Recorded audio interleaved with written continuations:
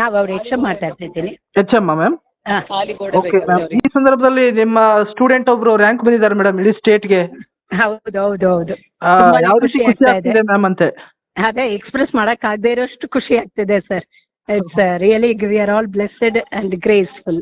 ಅದೆಲ್ಲವೂ ಸಹ ನಮ್ಮ ಸೆಕ್ರೆಟರಿ ಶ್ರೀಕಾಂತ್ ಸರ್ ಅವರ ಒಂದು back bone support and also ನಮ್ಮ ವಿಶ್ವ ಪ್ರಸನ್ನ ಸ್ವಾಮೀಜಿ ಅವರ ಒಂದು ಆಶೀರ್ವಾದ, Krishna blessing sir. It came the dream came true.